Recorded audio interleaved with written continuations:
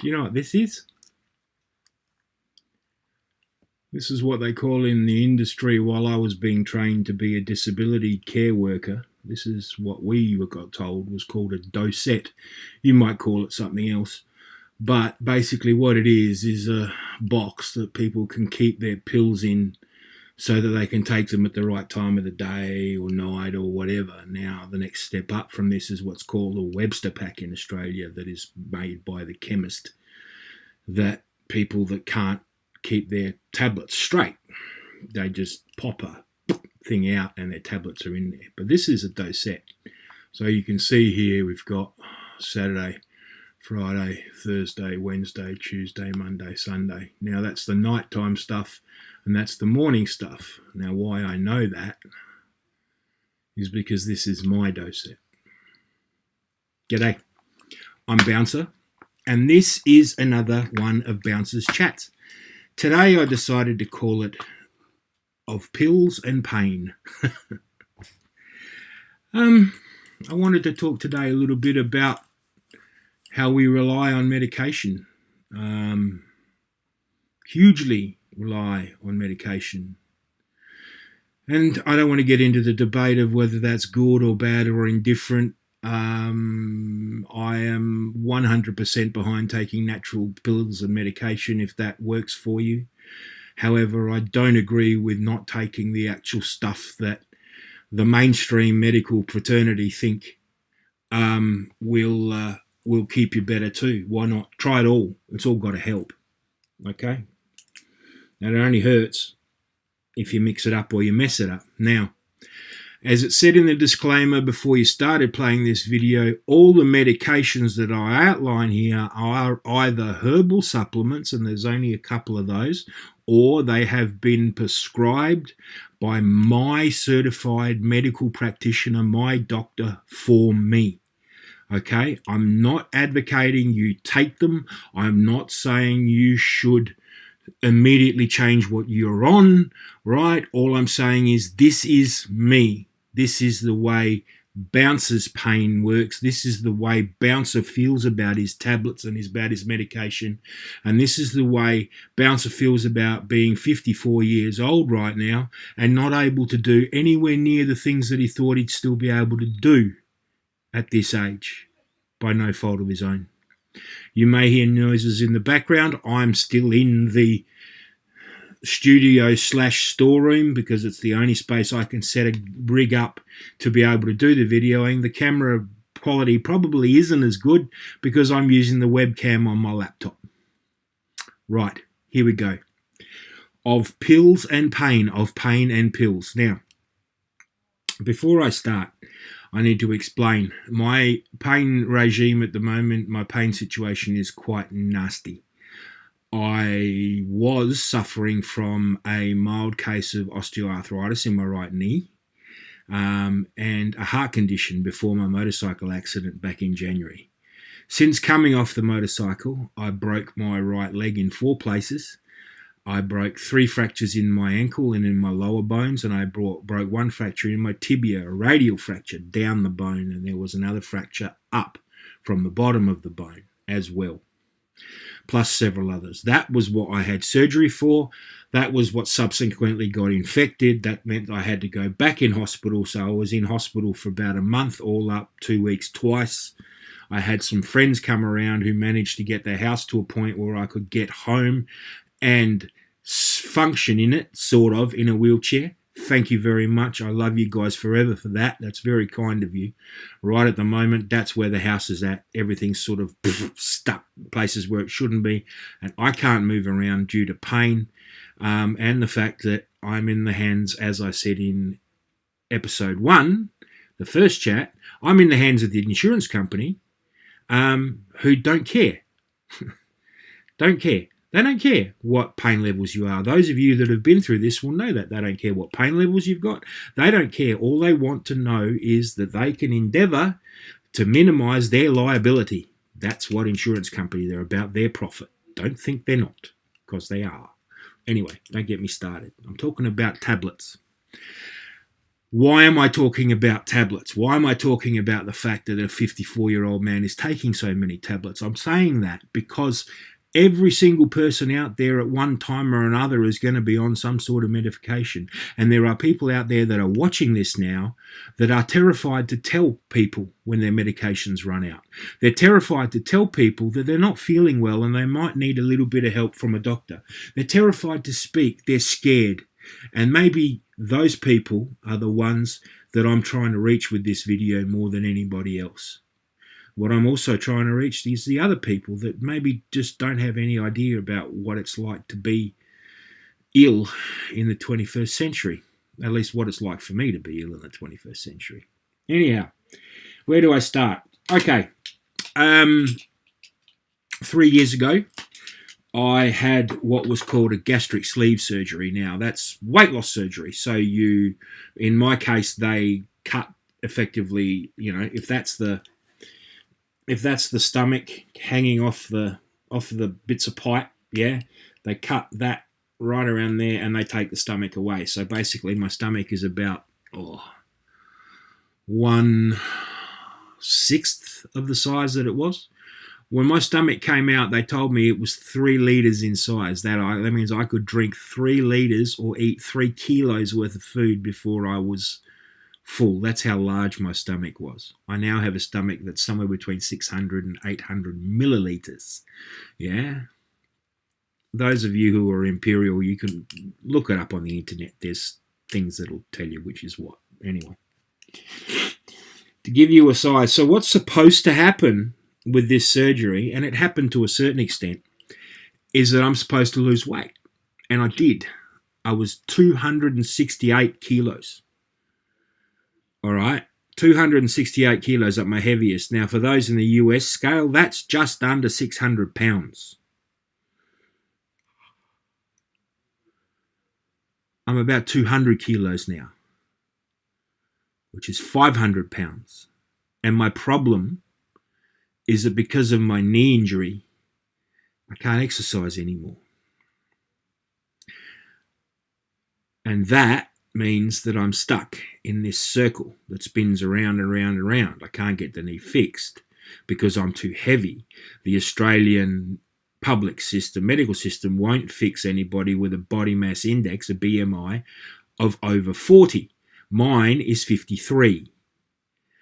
They won't do the surgery until I lose the weight to get down to being 40 BMI. I can't get down to being 40 BMI because I can't exercise. I don't have a stomach anymore. I eat like a sparrow, literally.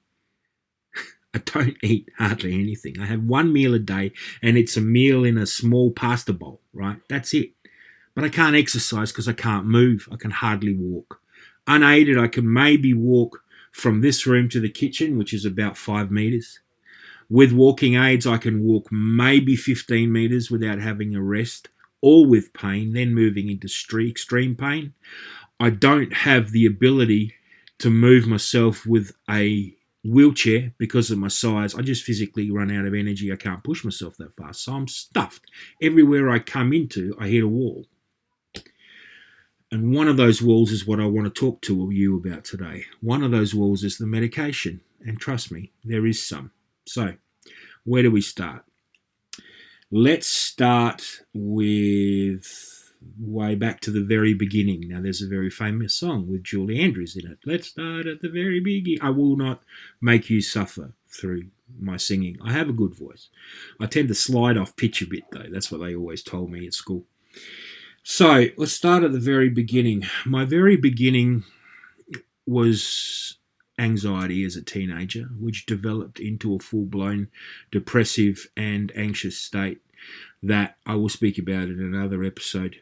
About that, the anxiety and the bits and pieces and that. But for that, I take 2 of those a day. That tablet is called Tixol. Tixol. Duloxetine, 60 milligrams. I'm on 120 milligrams of that a day. Duloxetine is described as Belongs to a group of medicines known as serotonin and noradrenaline reuptake inhibitors. Serotonin are the chemical messengers responsible for controlling the physiological and painful physical symptoms of depression. Tixol is used to treat major depressive disorder, which I have been diagnosed with. Diabetic peripheral neuropathy pain. I'm a type 2 diabetic, but I don't have that pain from that. And generalized anxiety disorder, which apparently I have too. So that's that. That's 2 capsules a day. What has happened since then, and since the accident, and since, funnily enough, I was diagnosed as having sleep apnea, so I'm on a sleep apnea machine. I never slept properly. By all means, get yourself tested for sleep apnea if you snore. Really, you're gonna love the night's sleep you get after it. I had a side effect, and that's what that one's for. There we go. It's not flaring now. It's called Psyquit. Psyquit belongs to, it's used to help the control of imbalances, chemical imbalances in the brain. And here we get to the fact of the genetics part of the way my brain works. It's used for the treatment of schizophrenia. It's used for the treatment of both bipolar disorder, treatment of mania, and overactivity, elation, or irritability during depressions. Patients feel depressed or guilty, lack of energy, loss of appetite, and have trouble sleeping. For me, it was nightmares. Once I started sleeping properly with the sleep apnea machine, I was starting to relive a lot of hell that I went through as a younger person, and I was very angry about it. And I was punching phantoms in my sleep. And one of those nights,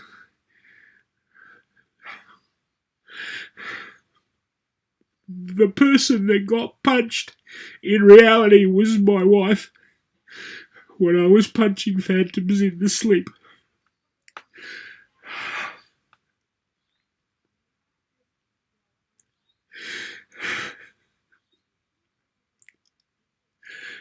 And that was something that I just couldn't deal with. So it's all part and parcel of the same psychological thing that's been going on in me since I was a preteen. In fact, we can trace it back to the fact that I was 4 years old. But like I said, that's another chat. Psyquit. That one stops me punching my demons in my sleep. Its chemical name is quiatapine, by the way, for those of you who are curious. So, Psyquit and Tixol. Oh, the chemical one for that, Tixol, their chemical name is duloxetine. For those of you that aren't up for Australian brands, duloxetine. Okay, part and parcel of that, and being my size and having always been a large guy, I was always told that I had high cholesterol. I was going to get high cholesterol and I was going to get type 2 diabetes later in life and all this other bizzo. You know, the irony of the situation is I never got the high cholesterol. Not because of that. I never got the high cholesterol. My cholesterol's not high. I've got another issue why I take cholesterol tablets, which I'm about to tell you. I did develop type 2 diabetes, though. That one's true. And that's what I take for my type 2 diabetes. Metformin. This is a generic brand called Diaformin. Diaformin? You get that? Diaformin. 1,000 milligrams in a big horse tablet. I take 2 of those in the morning. I also take 32 units of an overnight long-running insulin overnight through a pen that I don't have here, a little squirt pen. And if I can get it, I'm on that new, I can't remember what it's called. I've just had a brain fade. There's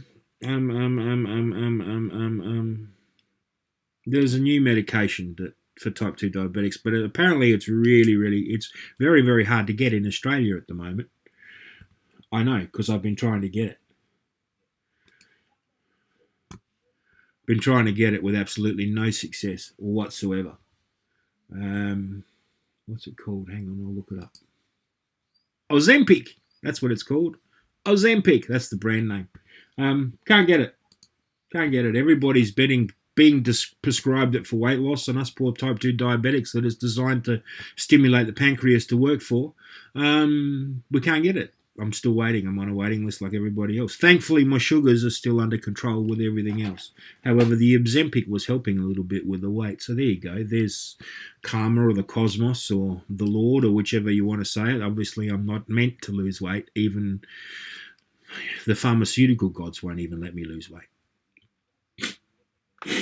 Anyway, like I said, that's that. I'm not a type 1 diabetic. When I was at my heaviest, funnily enough, though, which is the 268 kilos, I was that close to going on insulin full time, as in shifting over into an insulin-dependent diabetic. That's not a type 1 because you weren't born with it, but to being stuck on insulin all the time, you know.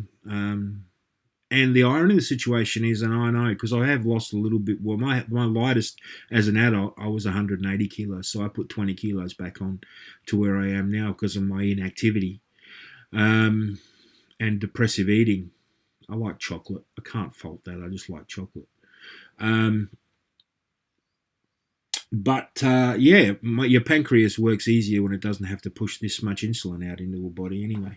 So there you go.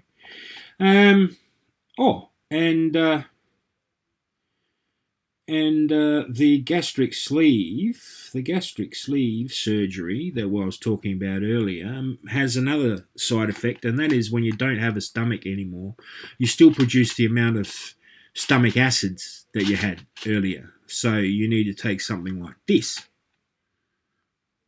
Well, that's that stuff called Salpras. I take one of those a day at night, and that one is pantoprazole. Yes. Basically, it's an antacid. Ooh, sorry. Can you hear me? It's an antacid for your stomach. Okay. Starting to close in on the two big elephants in the room as opposed to me. The next thing is a genetic thing that happened with me and from my mother. It's called a large heart. Some of you may have had parents or grandparents that have passed away from it. Basically, the heart grows unevenly, and as you get older, it develops atrial fibrillation. In other words, it doesn't beat straight. Basically, one atria of the heart is larger than the other, and that means that the blood never actually fully leaves it as it beats. It doesn't beat. It doesn't go dum dum dum dum dum dum dum dum. It skips. So it goes dum dum dum dum dum dum dum dum dum. My heart has been in that state for 3.5 to 4 years. I only discovered that 2 years ago. I was diagnosed. They tried to zap it into rhythm, and it didn't work. So the next phase is they burn out nerves. They put a catheter in from underneath and burn out nerves in your heart to try and get it to beat right, and if it doesn't do that, then they put a pacemaker in to make it beat right. But because my heart structure is already completely out of whack, doing that will just make it worse. So pretty much I've got to live with that until it gets that bad that I can't function at all anymore. Then they'll put the pacemaker in, and then they'll bring it back to what it was when I was diagnosed 2 years ago.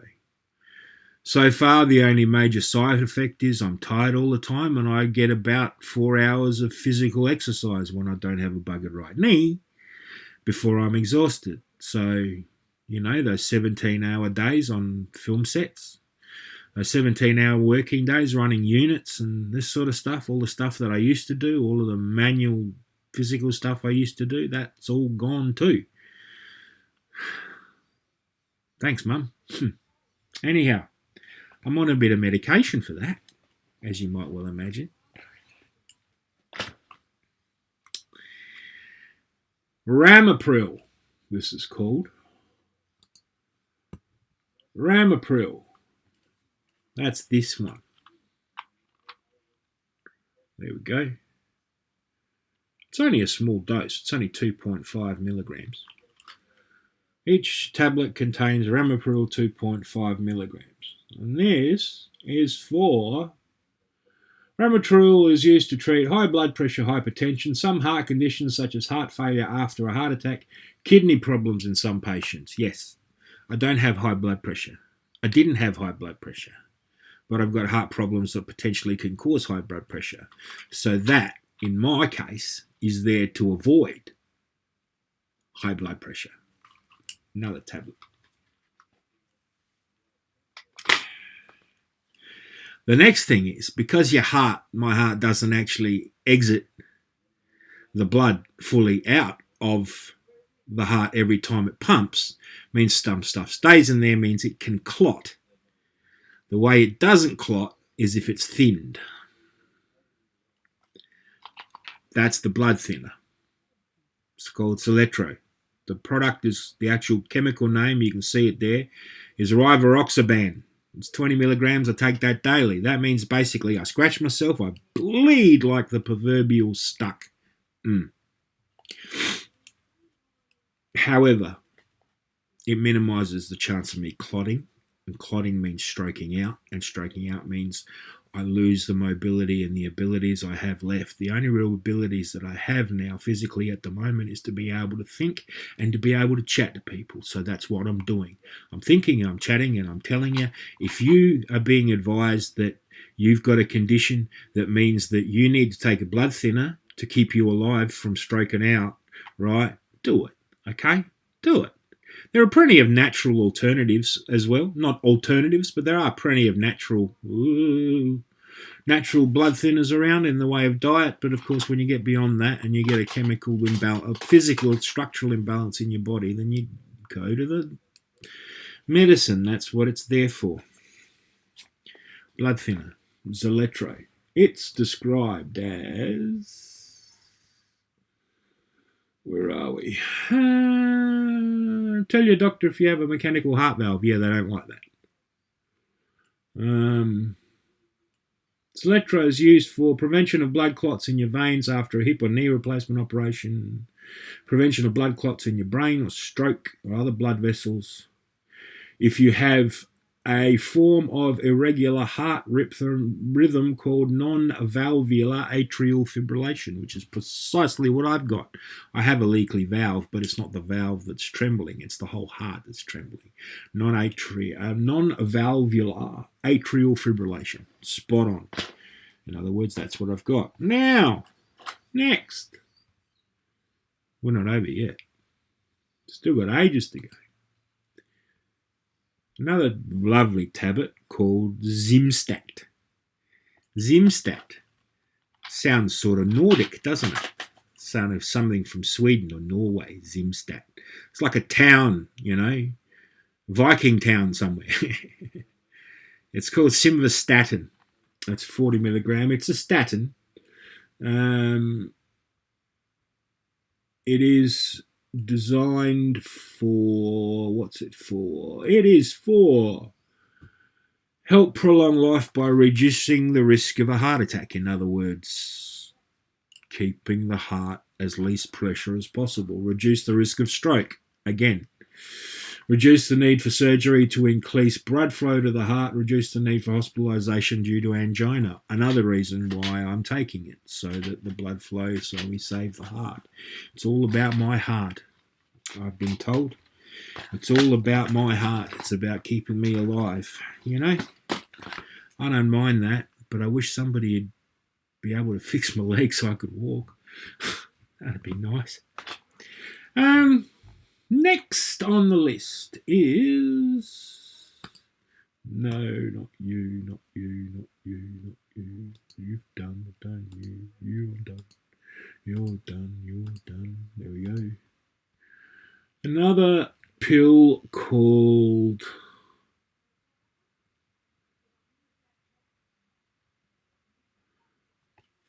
atenolol. Looks like that.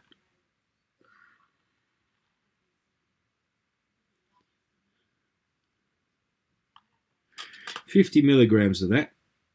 It's actually atenolol 50 milligrams. That's the actual chemical name, atenolol. Lower high blood pressure, which is also called hypertension. Prevent angina, chest pain. Treat irregular heart rhythm or beat, such as arrhythmia. Treat or prevent heart attacks or reduce your risk of heart complications following a heart attack. Widen vessels in the heart which have narrowed. You're starting to see a pattern here. Yeah. That's it for the heart. Now, I've got to say, I don't have any control over that one. That one's just 50 and bang, there you are. Nothing can be done about that either, other than try and doing what I'm doing. Rattling pills into me and trying to keep myself as calm and functional for as long as possible. This next one is the one that really gets up my nose. For those of you who don't know what that means, because you're not watching this from Australia, irritates me, pisses me off, gets up my nose. It's an Aussie thing. It's for pain. It's for pain that was caused and exacerbated by the surgeries that I had on my leg after my accident. It's for the pain that I can't get through and get past without having somebody assist me in doing the smallest thing. It's the pain that stops me walking. It's the pain that stops me sleeping at night. It's the pain that stops me living. It stops me caring for my disabled wife and my 91-year-old father. It is that pain that I'm talking about. Now, that's why I've left it till last, because it's the one I hate the most. It's the one that forces me, you can't see them, they're just off camera, but the one that forces me to walk on 2 forearm crutches so that I can take some of the weight off of my knee and my leg. It's that pain. Trust me. I hate it. And if those of you that suffer that sort of pain, I know you hate it too. I get it. Right.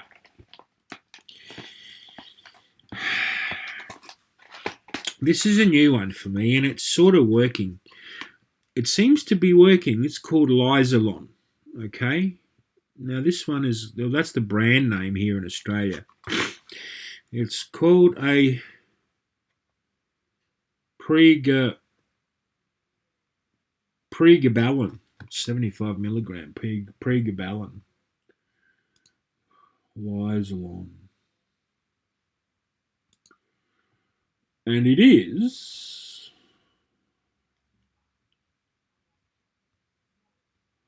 it's used for the treating of neuropathic pain as a nerve pain, which is a pain caused by an abnormality or damage to the nerve. So there's a nerve that runs down through my knee that splits behind the kneecap and runs down in my lower foot. I'm told by the doctors that operated on me that the break in the top of the knee on the accident caused that nerve to be damaged at the top and the shifting in there. And I have also, because they had to remove quite a lot of infected material from inside my ankle when I went back with the infection, they may have inadvertently caused some damage to the nerve trying to save my leg. All I know is, on a good day, my leg, lower leg, right leg swells all the time. When it's got it down, it swells. It turns up to a point. Sometimes it swells that bad that the skin almost gets translucent and you can see inside. It's not pleasant, believe me. The other times, it feels like it burns constantly. Now this has helped with that a little, but it's still burning. And some mornings I wake up, and some nights I wake up in the middle of the night, and it feels like from my knee down to my ankle is just screaming, like somebody's dropped my lower leg into a campfire, into a raging fire. That's what it feels like. That's what the pain's like. And I will get that pain once or twice a week. The other pain is always there, and that's the low-level burning, tingling. I don't feel the section. If you imagine from, say that's your feet, right? That's your toes, and that's the top of your foot there. All right? Well, I I feel my toes, but I don't feel that section there at all. I feel pressure on it, but I don't feel it. The sensation from that is gone. And it's right around into the ankle. That's gone too, and up the leg. Don't feel it. Except when I'm trying to put a boot on. I can't put shoes on anymore because I can't wear shoes because my foot expands too much. I have to wear boots, and they have to be zip-sided boots that are laced so that they can be undone to accommodate. Otherwise, yeah. So if you can recommend any good zip-sided fashion-style boots that are a size 13 UK or a 14 US, leave it in the comments for me, will you? I'd appreciate it. Lisalon has helped a bit. This is what in the last chat I was talking about swallowing like Tic Tacs. Oh, upside down. Oxys. Yes. Oxycodones. And I have an authority to have them. My doctor rings and gives me authority, and every time I require to go through assessments, I go through the assessments with another doctor. Trust me, it is all above board. I'm legally having them. Okay, oxycodone hydrochloride, 5 milligrams. I take up to 6 of those a day. Sometimes I take more because of the pain. Never had to take that before I came home from hospital either. But here's the big one. The big one left last. No. Yeah, well, big one from a pain left last as well. Check that one out. Norspan. Buprenorphine. I can't pronounce that. That's a sticker. That's a pain sticker. Comes in a... I won't open it because this is my last one before I have to go see the doctor at the end of next week because I'm my last one. This is like a sticker that you stick on your belly somewhere where there isn't hair, and it releases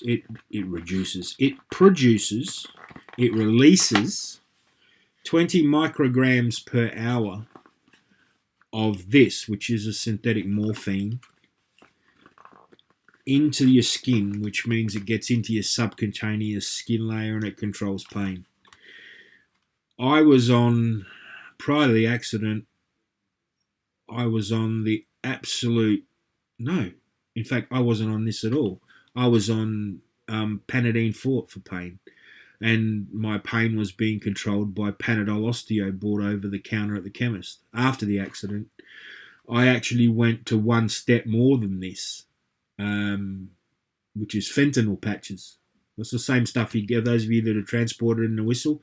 It's the same stuff they give you in a whistle in an ambulance when they're taking you to the hospital. Fentanyl, I don't like what it does to me. I don't feel right in fentanyl. It makes me angry and it makes me paranoid, and I don't like the way it does. So I was on it for a month, and that was... In fact, that was about a month ago. So if I pissed anybody off a month ago, all right, or leading into it, that was part of the reason why. I didn't tell you that. Because prior to this, I didn't think it was anybody's business. And frankly, no, it is everybody's business. It's everybody's business to know what another person is feeling, or at least think they know what another person's feeling, or to give them the consideration that maybe they're going through something that you didn't know they were going through. So let's add them up. Oh, hang on. Non-doctor drugs. Super Calcium Complete. I take 2 of those a day. It's because I don't get out in the sun as much as I did. Bone health, vitamin D. The other thing interestingly, if you read the research, this apparently, vitamin D has some sort of repellent against the COVID-19 virus, which is interesting. I haven't caught COVID, but then again, we've been avoiding it because I have a 91-year-old father that lives with us who has a lung condition. I don't want COVID. He doesn't want COVID. It'll kill him, and he's still here, and I'd like to keep him around for as long as I can. One of these. not endorsing this particular brand, a men's multivitamin. You have to take those apparently after you have your stomach taken out, because otherwise you don't get the right nutrition. Well, I can tell you for that, you eat bugger all, so of course you don't get any right nutrition. And iron tablets, because apparently 4 surgeries and a whole lot of time in hospital and everything else tends to mess with your iron level. Now, I'm almost done with those. My iron level's apparently almost back to normal, but I've got more tests coming up next week to be able to work out whether that is the case or isn't the case. So I caught that. That was the plastic bag that has all the extras of these in it. So my plastic bag, my medication bag is yay, right? That's a week's worth. I reload that. What's today? Sunday. I reload that tomorrow. Tablets. Let me count them. 2, 3, 4, 6. Up to 12. The patch.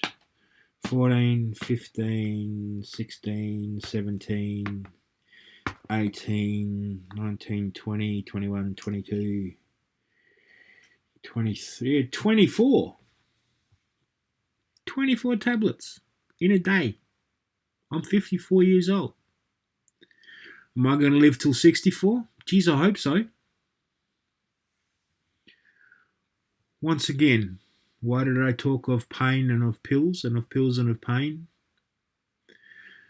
There are people out there, guys, who are worse off than me with this stuff. And there are people out there that are fighting battles that you have absolutely no idea they're fighting. So before you go and judge them, and before you go and put them in a particular category, take some time to have a think. Maybe there's something going on that you don't know about. Maybe there's something going on in their lives that's really messing with their head, that they're terrified of. They're not like me, obviously. They can't tell the world what they're doing. I'm telling the world because this is beneficial for me, because at least then, if I don't feel like talking about these feelings and these things and exactly what I do and what I have to take, well, I can refer you back to YouTube and say, go and look at a time when I was feeling okay and talking about it. Now, to those of you who know me personally and think that I've gone too far, no.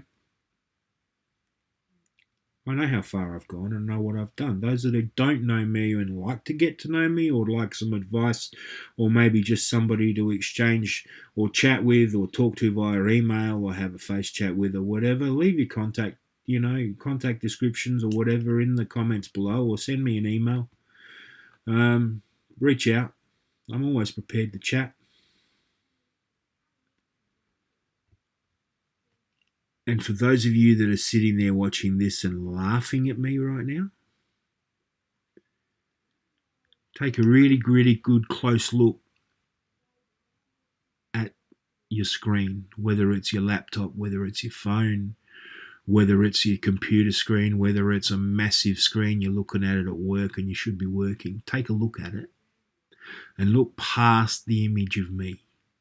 Look past the image of the room that I'm sitting in. Look past your desktop. Look into the darkness of your computer and your computer screen. And right there, you'll see a person that's laughing.